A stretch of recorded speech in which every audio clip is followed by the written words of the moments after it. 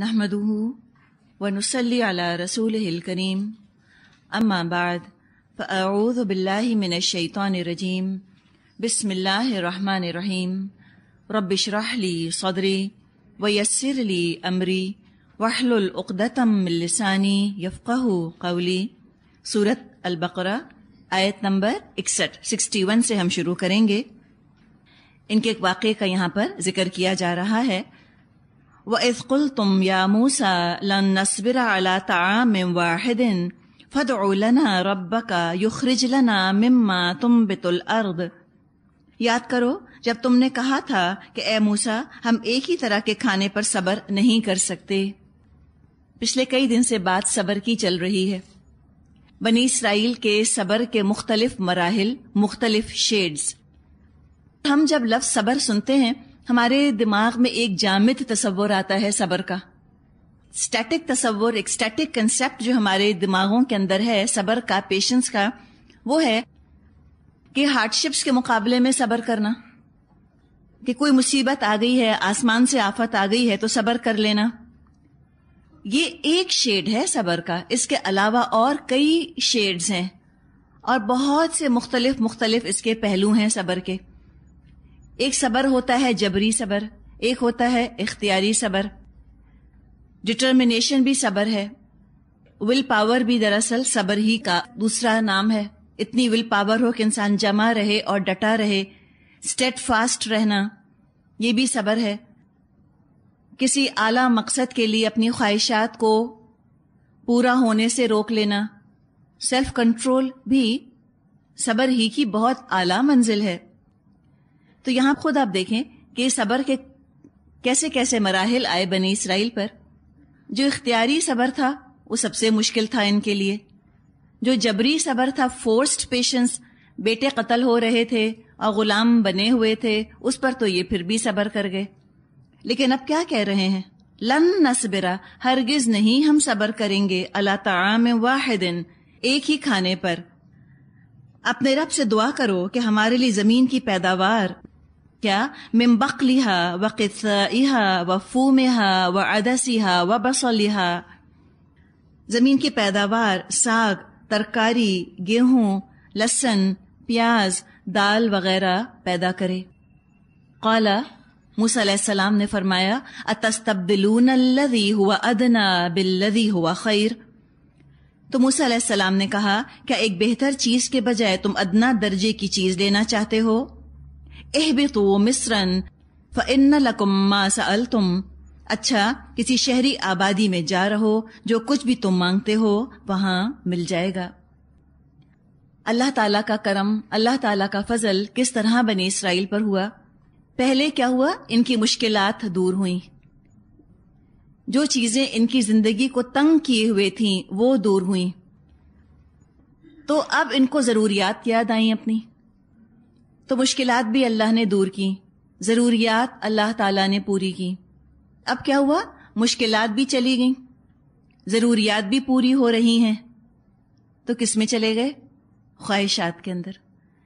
یہ gradual degradation ہوتا ہے انسان کا۔ اسی طرح جتنی زندگی آسان ہوتی چلی جاتی ہے، ضروریات جتنی سہولت سے پوری ہونے لگتی ہیں، اتنا بعض دفعہ انسان سپوائل ہونے لگتا ہے، پیمپرڈ ایگزسٹنس کی اس کو عادت ہو جاتی ہے، ہاتھ پاؤں نہیں ہلانے پڑ رہے، خود بخود ساری نیڈز جو ہیں وہ پوری ہو رہی ہیں، کوئی مشکل بھی نہیں ہے، کوئی پریشانی بھی نہیں ہے۔ ہونا کیا چاہیے تھا؟ بہت زیادہ شکر گزاری آنی چاہیے تھی، بہت زیادہ عاجزی آنی چاہیے تھی، لیکن ان کے اندر ماڈسٹی پیدا نہ ہوئی، اللہ کے آگے زیادہ نہ جھکے، بلکہ ہر چیز کو اپنا حق سمجھ کے تو لے لیا، اور اب مزید فرمائشیں، ہر فرمائش کے بعد ایک اور فرمائش۔ پھر ایک وقت آتا ہے کہ انسان اپنی ساری خواہشات کو پورا ہوتے دیکھتا ہے، ساری اس کی جو وانٹس ہیں پوری ہو رہی ہوتی ہیں، وہ ان کو بھی اپنا حق ہی سمجھ لیتا ہے۔ اب اپنی زندگیوں سے ریلیٹ کیجئے اس کو کہ ہم کیا کرتے ہیں۔ جب مشکل پڑتی ہے تو کھانا پینا بھی یاد نہیں رہتا، ہوتا ہے نا؟ مشکلات جاتی ہیں تو ضروریات یاد آتی ہیں، جب ضروریات پوری ہو جاتی ہیں تو خواہشات دل میں شروع ہو جاتی ہیں، یوں نہیں اور یوں ہونا چاہیے. اور پھر اگر شکر کا جذبہ دل میں نہیں ہے، اگر تھینک فلنس اللہ کے لیے نہیں ہے، تو یہ جتنی بھی خواہشات ہیں، وانٹس ہیں، یہ رفتہ رفتہ ضروریات سمجھنے لگتے ہیں لوگ. لگتا ہے کہ یہ تو میری ضرورت ہے، یہ تو میری نیڈ ہے. پہلے کھانے کے لیے رو پیٹ رہے تھے بنی اسرائیل، جب وہ حاصل ہو گیا کوئی قدر نہ رہی اس کی. کہنے لگے ہم تو من اور سلوہ کھا کھا کر بیزار ہو گئے ہیں. ان کی کتاب ہے تورات میں، بک آف نمبرز، اس میں چیپٹر 11 میں آتا ہے کہ کیا کہا انہوں نے اپنے رسول سے، موسیٰ علیہ السلام سے. ان کی کتاب میں لکھا ہے، اور جو ملی جلی بھیڑ ان لوگوں میں تھی وہ طرح طرح کی ہرس کرنے لگی، اور بنی اسرائیل پھر رونے لگے اور کہنے لگے ہم کو کون گوشت دے گا؟ ہم کو تو وہ مچھلی یاد آتی ہے جو ہم مصر میں مفت کھاتے تھے، اور ہائے وہ کھیرے اور وہ خربوزے اور وہ لہسن اور پیاز، لیکن اب تو ہماری جان خشک ہو گئی، یہاں تو کوئی چیز میسر نہیں اور من کے سوا ہمیں تو کچھ دکھائی نہیں دیتا. تو یہ کہا انہوں نے کہ ہم تو بیزار ہو گئے من اور سلوہ کھا کھا کر.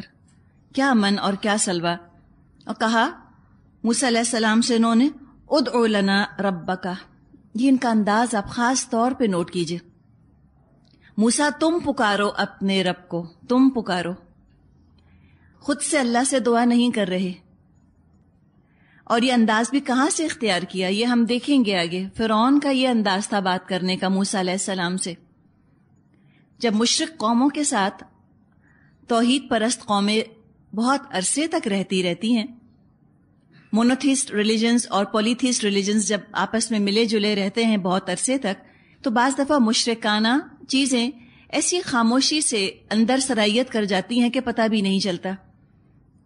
مشرکانہ طور طریقے ایسے اندر آ کے ایبزارب ہو جاتے ہیں کہ معلوم بھی نہیں چلتا کہ ہم یہ شرک کی طرف چل پڑے، ہم نے توحید کو چھوڑ دیا.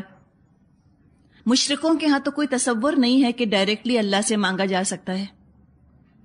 وہ تو دیویاں ہیں اور دیوتا ہیں اور بیچ میں کچھ اور ان کی ہستیاں ہیں کہ جن کے ذریعے ہی سے بات آگے اللہ تک پہنچائی جا سکتی ہے.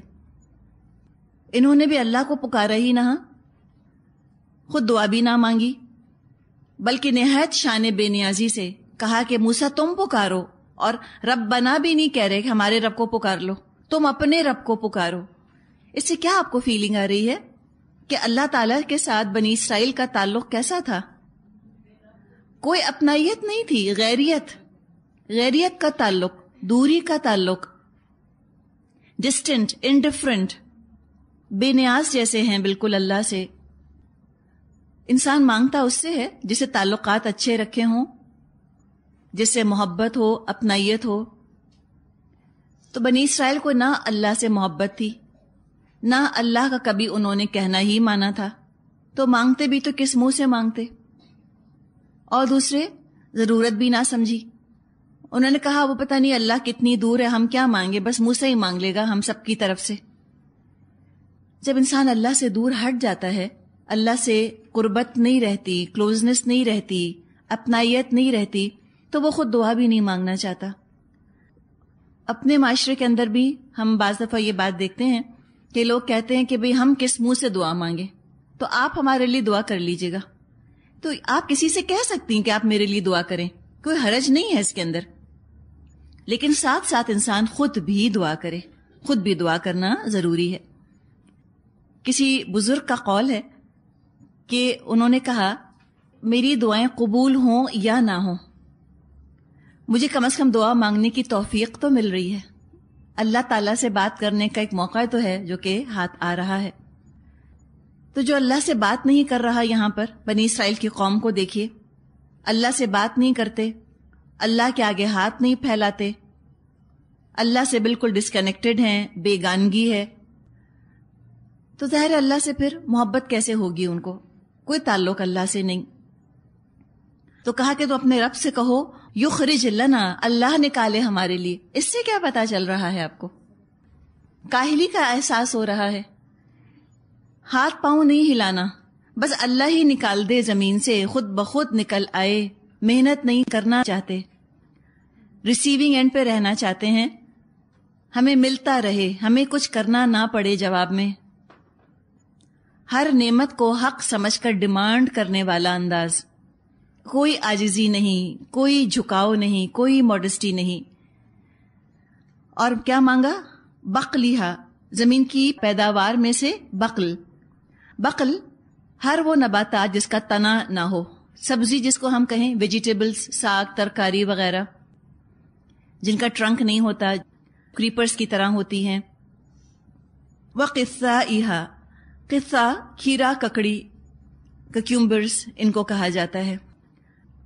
فومہا، فوم فوڈ گرین کو بھی کہتے ہیں، ہر وہ غلہ جس سے کہ روٹی پک سکے نا، اس میں گیہوں ہے یا چنا ہے یا باجرہ، جی ہاں، اس طرح کی چیزیں آتی ہیں۔ اور فوم لہسن کو بھی کہتے ہیں، کوئی بھی ٹرانسلیشن آپ کریں ٹھیک ہوگا۔ عدسیہا، دالیں، مسور کی دال خاص طور پہ۔ وبصلیہا، بصل پیاز کو کہا جاتا ہے۔ یہ ساری چیزیں انہوں نے موسیٰ علیہ السلام سے مانگی۔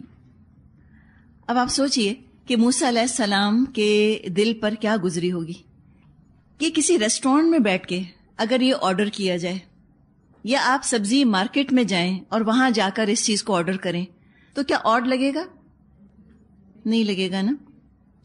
اچھا، اب آپ تصور کریں کسی بہت مختلف جگہ کا، تصور کریں کہ آپ کو کسی بادشاہ کے دربار میں بلایا گیا ہے جو سب کچھ دے سکتا ہے، ٹھیک ہے؟ اب بادشاہ تو ہوتے نہیں، چلے ہم امریکہ کی بات کر لیتے ہیں۔ امریکن پریزیڈنٹ کو تو چھوڑے، ہم کہاں پہنچیں گے؟ امریکن ایمبیسیڈر نے بلایا آپ کو اور آپ سے کہا کہ بتاؤ کیا مانگتے ہو؟ آپ نے کہا دال دے دو، پیاز دے دو، لہسن دے دو۔ وہ جو آپ نے اتوار بازار میں فرمائش کی تھی سبزی بیچنے والے سے، وہی فرمائش آپ نے کر دی اتنے بڑے ملک کے ایمبیسیڈر سے۔ اب کیا یہاں مناسب ہے؟ یہاں تو بہت کچھ مل سکتا تھا، مثال کے طور پہ گرین کارڈ مل سکتا تھا، مثال کے طور پہ نیشنلٹی مل سکتی تھی امریکہ کی۔ مثال دے رہی ہوں نا میں آپ کو، مقصد کیا ہے کہنے کا کہ چیز مانگنے کا سلیقہ بھی ان میں نہیں تھا کہ کس کے دربار میں کھڑے ہیں اور اس سے کیا مانگنا چاہیے، جو اتنا کچھ ان کو دے سکتا ہے، اتنا مہربان ابھی ان پر ہوا ہے، اس قدر توجہ ہے اللہ کی ان کے اوپر، بنی اسرائیل پر، کس طرح اس نے معجزانہ طریقے سے ان کو نکالا۔ یہ جو مانگتے ان کو ملا۔ مانگا بھی تو کیا مانگا؟ آلو اور پیاز، دنیا کا بھی گھٹیا ترین۔ اسے ذہنی سطح کا بھی احساس ہوتا ہے کہ کتنی ذہنی سطح پست تھی، ان کا ظرف کتنا کم تھا۔ اتنے اعلیٰ دربار میں، عرفہ دربار میں، بادشاہوں کے بادشاہ کے سامنے مانگا بھی تو کیا؟ اس کا مطلب ہے کہ کوئی اعلیٰ ایم، کوئی اعلیٰ ایمبیشن، کوئی اعلیٰ مقصد زندگی میں تھا ہی نہیں۔ دنیا کی چھوٹی چھوٹی حقیر حقیر خواہشات پوری کرنے کے سوا کچھ اور چاہتے ہی نہیں تھے، کوئی تمنا ہی نہیں تھی۔ بس تمنا تھی تو یہ کہ آج کچھ کھا لیں، آج ہمارا پیٹ بھر جائے، آج ہمیں زبان کا چٹخارا مل جائے۔ مانگنا تھا تو دین اور دنیا کی بھلائیاں مانگتے، بہادری مانگتے، کیا کچھ جو ہے یہ مانگ سکتے تھے۔ لیکن انہوں نے مانگا بھی تو بس آلو اور پیاز اور لہسن اور ادرک اور چند معمولی چیزیں۔ ہدایت مانگتے، سرفرازی مانگتے، چلو دنیا کی بادشاہت مانگ لیتے کہ اللہ ہمیں ساری دنیا کا بادشاہ بنا دے۔ عقل مانگتے، ذہانت مانگتے، مطلب مثال دے رہی ہوں میں آپ کو، بہت کچھ ہی یہاں مانگ سکتے تھے اس وقت۔ جب موسیٰ علیہ السلام نے ان کی فرمائش سنی تو فرمایا قال اتستبدلون الذی هو ادنی بالذی هو خیر، کیا ایک بہتر چیز کے بجائے تم ادنا درجے کی چیزیں لینا چاہتے ہو؟ تو اس کو بھی آپ مختلف لیولز کے اوپر دیکھ سکتے ہیں۔ اگر ہم بالکل اس کھانے کے قریب ہی رہیں کہ موسیٰ علیہ السلام نے فرمایا کہ تم ایک اعلیٰ درجے کی چیز چھوڑ کر ایک گھٹیا درجے کی چیز لینا چاہ رہے ہو، تو غذا کے اعتبار سے بھی دیکھ لیں کہ اتنی نرشنگ غذا، اتنی نیوٹریشس غذا کو چھوڑ کر تم ایسی گھٹیا چیزیں مانگ رہے ہو، اور پھر آپ اعلیٰ ترین سطح پر لے جائیں کہ تم کیا کچھ مانگ سکتے تھے، اس کے بجائے تم نے مانگا بھی تو کیا۔ چلے آخرت کو تو ایک طرف رہنے دیں، دنیا کی بھی کوئی بہت اعلیٰ چیز نہیں مانگی، دنیا کا بھی مانگا تو بہت ہی گھٹیا حصہ اس کا. ادنا اس کا مادہ دال نون حمزہ ہے. اس کا مطلب ہوتا ہے گھٹیا، کمتر. دنیا جو لفظ بنا ہے وہ بھی اسی سے بنا ہے. قریب جو چیز ہو اس کو بھی یہ کہتے ہیں. ادنا یعنی قریب ہونا، نیئر. تو فرمایا اہبطوا مصرن، ٹھیک ہے اگر تم کو یہ سب کچھ چاہیے تو تم جاؤ کسی شہر میں جا کر اترو. اہبطوا کا لفظ بھی بڑا اہم ہے. مادہ اس کا ہا با تو ہے. مطلب ہوتا ہے گرنا، ٹو فال، یا اترنا، ٹو کلائم ڈاؤن، بلندی سے پستی کی طرف آنا. کتنا خوبصورت لفظ ہے. اہبطوا مصرن، جاؤ اترو کسی شہر میں.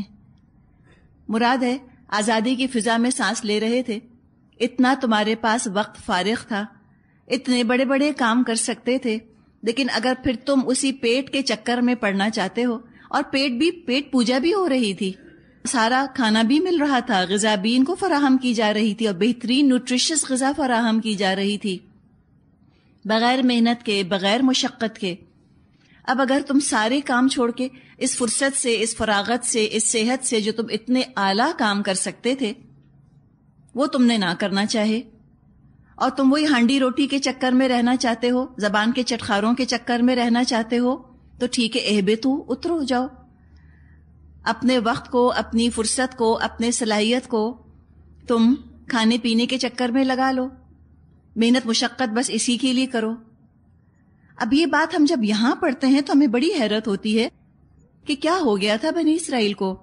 انہوں نے کیوں نہ اللہ کے دین کو پھیلایا، کیوں نہ فتوحات کریں، کیوں نہ اپنے وقت کو اور اپنی صحت کو اور اپنی صلاحیتوں کو اعلیٰ کاموں میں لگایا کہ دنیا میں اللہ کا دین نافذ کرتے. اتنے خوش قسمت تھے. لیکن آج آپ دیکھیں کہ آج ایک جو ہمیں سلوگن ملتا ہے، فوڈ، کلودنگ اینڈ شیلٹر. وہ کہتے ہیں کہ انسان کی زندگی کا تو مقصد ہی بس یہ ہے، کھانا مل جائے، کپڑا مل جائے، اور سر کے اوپر جو ہے وہ ایک چھت آ جائے. That's it, food, clothing and shelter. تو فوڈ، کلودنگ اینڈ شیلٹر یہ نیڈس ہیں، ضروریات ہیں انسان کی یقیناً. لیکن کل زندگی کا مقصد فوڈ، کلودنگ، شیلٹر کو بنا لینا، یہ تو کوئی اعلیٰ مقام نہیں ہے زندگی گزارنے کا. اس سے آگے کچھ سوچنا چاہیے. یہ تو پست ترین سطح ہے، بیر منیمم ہے. یہ تو بس ضرورت ہے، اور ضرورت کی حد تک اگر یہ چیز پوری ہو جائے تو پھر انسان جو وقت بچ رہا ہے اس کو کسی اور کام میں لگائے، اعلیٰ ترین جگہ انویسٹ کرے، بہتر سے بہتر جگہ لگائے. دنیا میں بھی ہم دیکھتے ہیں ہمارے پاس جتنا پیسہ ہوتا ہے ہم جا کے سارے کا سارا تو راشن نہیں خرید کر لے آتے. کبھی کسی نے کیا؟ 1,00,000 روپے تنخواہ ہے تو کیا کوئی 1,00,000 روپے کا راشن لاتا ہے جا کر ہر مہینے؟ جتنا پیسہ ہے وہ سب کھانے پر لگا دیں گے، یا جتنا پیسہ ہو سب پہننے پر لگا دیں گے؟ نہیں، ہم اپنے لیونگ سٹینڈرڈ کو بہتر کرنے کے لیے پیسہ لگاتے ہیں، ہم وہ پیسہ کہیں اور خرچ کرتے ہیں. تو زندگی کو بالکل اسی طرح سے سمجھیے. کچھ وقت، کچھ صلاحیت کمانے پر، کھانے پر، پہننے اوڑھنے پر، رہنے سہنے پر لگانی ہے، کچھ محنت اس کے لیے کرنی ہے، لیکن ساری محنت اس کے لیے نہیں کرنی. ہمارا تو وقت جو ہے وہ تو ہماری دولت ہے. اب جو ہماری دولت ہے یعنی ہمارا وقت، اب اس وقت کو لگانا ہے آخرت میں اپنا لیونگ سٹینڈرڈ اونچا کرنے کے لیے، جنت کے اعلیٰ درجے خریدنے کے لیے ایکسٹرا ایفرٹ کرنی ہے. صرف کھانے پینے، پہننے اوڑھنے اور رہنے سہنے کے چکر میں نہیں پڑے رہنا. ہم کو ابھرنا ہے، اعلیٰ ہونا ہے، بیر منیمم لیول پر نہیں رہنا. زندگی نہیں گزارنی زمین سے لپٹتے ہوئے، زمین سے چپکے ہوئے ہی صرف. لیکن انہوں نے یہی کیا. فرمایا موسیٰ علیہ السلام نے ٹھیک ہے اہبطوا مصرن، تم کسی شہر میں جا اترو. فإن لکم ما سألتم، جو کچھ تم مانگتے ہو وہاں مل جائے گا. اس کے اندر افسوس بھی ہے، ڈس اپوائنٹمنٹ بھی ہے موسیٰ علیہ السلام کی طرف سے کہ رب نے ان کو آزادی دی، اس آزادی کا صحیح استعمال نہ کیا. بجائے کہ رب کی عبادت کے لیے خود کو آزاد سمجھتے، رب کی عبادت زیادہ کرتے، یہ سمجھے کہ شاید خواہشات پوری کرنے کے لیے ہم کو آزادی دی گئی ہے. اتنے پست ہو گئے. تو پھر کیا ہوا جو ہوتا ہے ایسے لوگوں کے ساتھ؟ وَضُرِبَتْ عَلَيْهِمُ الذِّلَّةُ وَالْمَسْكَنَةُ وَبَاءُوا بِغَضَبٍ مِّنَ اللَّهِ. آخر کار نوبت یہاں تک پہنچی کہ ذلت اور خواری اور پستی اور بدحالی ان پر مسلط ہو گئی اور وہ اللہ کے غضب میں گھر گئے. بات شروع کہاں سے ہوئی تھی؟ آلو پیاز مانگنے سے، ایک طرح سے ہے نا، ککڑی پیاز کھیرا، خواہشات پوری کرنے سے. یہ خواہشات پوری ہوئی، پھر خواہشات اور بڑھیں، اور اس حد تک یہ اپنی خواہشات کے غلام ہو گئے کہ اگر انبیاء اور رسول ان کی کسی خواہش کے راستے میں رکاوٹ بنے تو انہوں نے بلا دریغ آرام سے انبیاء کو بھی قتل کر دیا کہ ہماری خواہشات میں رکاوٹ نہیں آنی چاہیے، ہم یہ برداشت نہیں کریں گے کوئی ہمیں ہماری خواہش پوری کرنے سے روکے. تو یہ ہوا ذالک بأنہم کانوا یکفرون بآیات اللہ، یہ اس لیے ہوا کہ وہ کفر کرتے رہتے تھے اللہ کی آیات کا. وَيَقْتُلُونَ النَّبِيِّينَ بِغَيْرِ الْحَقِّ، اور پیغمبروں کو ناحق قتل کرتے تھے. ذالک، یہ اس لیے ہوا بما عصوا وکانوا یعتدون، یہ نتیجہ تھا ان کی نافرمانیوں کا اور اس بات کا کہ وہ شریعت کے حدود سے نکل جاتے تھے. اگر آپ اوپر سے آپ قصہ پڑھ لیں تو انسان سوچتا ہے کہ انہوں نے کیا ایسی فرمائش کی تھی کہ اللہ کا غضب ان پر اتنا بھڑکا. یہ پیاز مانگنے پر، کھیرا مانگنے پر اور سبزی ترکاری مانگنے پر اللہ کا غضب اتنا بھڑکا کہ اللہ نے فرمایا کہ ضربت علیہم الذلۃ والمسکنہ، کہ ان پر ذلت اور مسکنت دے ماری گئی. ایسی بات نہیں ہے. اس بات پہ اللہ کا غضب نہیں بھڑکا کہ انہوں نے یہ چیزیں کیوں مانگی. اپنے آپ پہ اگر ہم اس بات کو رکھ کر دیکھیں کہ روز روز اگر کوئی آپ کو مرغی کی بریانی کھلائے اور حلوے کھلائے تو تھوڑے دن کے بعد آپ کا دل چاہے گا کہ ہم بھی دال کھائیں، ہم بھی ذرا لہسن کی چٹنی بنائیں، تھوڑا منہ کا ذائقہ ہمارا بدلے. سارا جو غضب اللہ کا بھڑکا ہے وہ اس ٹوٹل مضمون کو سامنے رکھیے، خواہش پرستی کی وجہ سے. پیٹ بھرنا اور ہوتا ہے، پیٹ کی پوجا کرنا اور چیز ہے کہ پیٹ کو ہی خدا بنا لینا. جو سوچ ہو وہ پیٹ سے ریلیٹڈ ہو، جو دماغ میں خیال آئے خواہشات ہی سے اس کا تعلق ہو، جو پلاننگ کرے زندگی میں صرف دنیا کے لیے پلاننگ کرتا رہ جائے. تو یہ تو دراصل ان کی ذہنیت کا، ان کی مینٹیلٹی کا ایک عکس ہے جو نظر آ رہا ہے، ان کی مینٹیلٹی کا انڈیکیٹر ہے. فرعون کی غلامی سے نجات ملی، خواہشات کی غلامی میں پھنس گئے جا کر. آزادی ملی تھی، ضروریات سب پوری ہو رہی تھیں، سب بیسک ریکوائرمنٹس پوری تھیں ان کی، شریعت ان کو مل چکی تھی، اتنی بڑی نعمت. بجائے کہ شریعت کے بارے میں سوالات اور کرتے، کیسے نافذ کیا جائے، کیسے عمل کیا جائے، یہ پلاننگ کرتے، یہاں اپنا وقت لگاتے کہ اس کو ہم اپنے اوپر امپلیمنٹ کریں گے، دوسروں تک پہنچائیں گے. لیکن سب اعلیٰ مقاصد بھول بھال کر صرف کھانے پینے کو مقصد بنا لیا. ہم کہتے ہیں نا کہ some people eat to live and some live to eat. زندہ اس لیے کہ کھانا کھائیں گے، آزادی کا مقصد نہیں سمجھے. اور اتنی چھوٹی چھوٹی باتوں پر جو لڑنے اور جھگڑنے لگ جائے اپنے لیڈر سے، وہ آگے اور کیا کام کرے گا؟ جو قوم زبان کا چٹخارا قربان نہیں کر سکتی، اتنا سا بھی صبر نہیں کر سکتی، تو وہ بڑی بڑی قربانیاں اور کیا دے سکتی ہے؟ دین نافذ کرنا تو بڑی محنت کا کام ہے، بڑا صبر آزما کام ہے. دین نافذ کرنا زبان پہ کتنا میٹھا لگتا ہے. دین نافذ ہو جائے، اسلام امپلیمنٹ ہو جائے، ہم خواب دیکھتے ہیں کہ ہر طرف اسلام کا جھنڈا ہے اور سب مسلمان ہیں. خواب بڑا سہانا ہے، لیکن اس کو حاصل کرنے کے لیے محنت بہت ہے، اور صبر کی صفت جس میں نہیں ہے وہ نہیں کر سکتے، اسلام کے لیے کچھ بھی نہیں کر سکتے. بڑی بڑی خواہشات کی قربانی دینی پڑتی ہے. کھانا پینا تو رہنے دیں ایک طرف، تو پھر ان سے توقع ہی کچھ نہیں. یہ کیا کریں گے آگے چل کر؟ جو ناکام ہوتے ہیں اور جو محتاج ہوتے ہیں دوسروں کے، ان کی ترجیحات، ان کے پریفرنسز کا بھی پتہ چل گیا کہ قومیں ناکام کیوں ہوتی ہیں، قومیں ذلت میں کیوں جا پڑتی ہیں، مغلوب کیوں ہو جاتی ہیں، لوگ ان کو اپنا سلیو کیوں بنا لیتے ہیں. ان کی پرائیورٹیز ہیں نا. ہم اپنے آپ کو دیکھ لیں اس وقت. دنیا کے ملکوں کو ترقی کرتے ہوئے دیکھ کر ہم باتیں تو کافی بنا لیتے ہیں کہ یوں ہیں اور کافر ہیں اور فلاں ہیں اور فلاں. ٹھیک ہے، کافر ہیں جو بھی ہیں. ہم اپنے آپ کو ذرا خالی اس وقت لا کر دیکھیں کہ وقت وہ کیسے گزارتے ہیں، وقت ہم کیسے گزارتے ہیں، ہمیں پتہ چل جائے گا. کبھی ان کے ہاں جا کے شادیاں دیکھیے اور کبھی اپنے ہاں جا کے شادیاں دیکھیے. وہ کتنا پیسہ خرچ کرتے ہیں شادیوں پر، ہم کتنا خرچ کرتے ہیں وقت اور پیسہ شادیوں پہ. اندازہ ہو جائے گا کہ وہ کیوں ترقی یافتہ ہیں اور ہم کیوں ذلت اور خواری میں ہیں. ایک انڈیکیٹر خالی ہم اگر دیکھ لیں. پھر آپ دیکھ لیں اور چیزوں کو، زیورات پر ہم کتنا خرچ کرتے ہیں، زیورات پر وہ کتنا خرچ کرتے ہیں، آپ کو آئیڈیا ہو جائے گا. ان کی گفتگو سنیے، کبھی اپنے ہاں گفتگو سنیے، آپ کو اندازہ ہو جائے گا. ان کا ڈسپلن، ان کا نظم دیکھیے، اپنے ہاں دیکھ لیجئے. محنت اور جفاکشی وہاں دیکھ لیجئے، کاہلی یہاں دیکھ لیجئے. ایک دفعہ میرے ہسبینڈ کہیں ٹریول کر رہے تھے تو وہاں آپ کو پتہ ہے ٹرین سسٹم وغیرہ تو ان کا بہت ہی اچھا، بہت اعلیٰ ہوتا ہے.